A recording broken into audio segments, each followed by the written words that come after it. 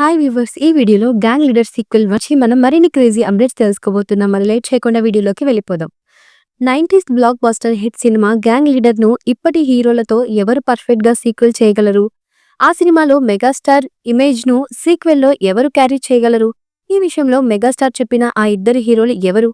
Megastar Chiranjeevi సినిమాల్లో block buster సినిమాలు చాలా ఉన్నాయి. ఫిలిం ఇండస్ట్రీ చరిత్రలో ఇప్పటికీ ఎవర్ గ్రీన్ గా నిలిచిపోయే సినిమాలు కూడా చాలా ఉన్నాయి. అప్పటి ఇప్పటి యూత్ ను కూడా ఉత్తేజపరిచే మెగాస్టార్ చిరంజీవి సినిమాల్లో గ్యాంగ్ లీడర్ మూవీ ఒకటి.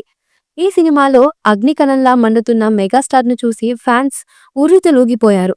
విజయ బాపినేయుడు డైరెక్షన్ లో తెరకెక్కిన గ్యాంగ్ లీడర్ సినిమా ఒక కొత్త ట్రెండ్ సృష్టించింది. యూత్ స్టైల్ మారిపోయాయి. మెగాస్టార్ స్టెప్పులకు యూత్ కు మైకం కమ్మింది. ఆయనలా డాన్స్ వేయాలని ఎంతో మంది ట్రై చేశారు. గ్యాంగ్ లీడర్ చూసి చాలా మంది ఇండస్ట్రీకి వచ్చారు. అంతేకాదు ఈ సినిమాలో పాటలన్నీ సూపర్ హిట్. ఎక్కడ చూసినా అవే మోగేవి. ఇప్పటికీ గ్యాంగ్ లీడర్ పాటలంటే యూత్ పడి చచ్చిపోతారు.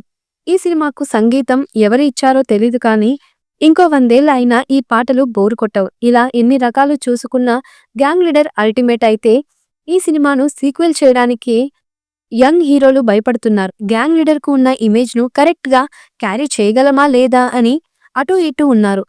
ఇటు దర్శకులు కూడా భయపడుతున్నారు.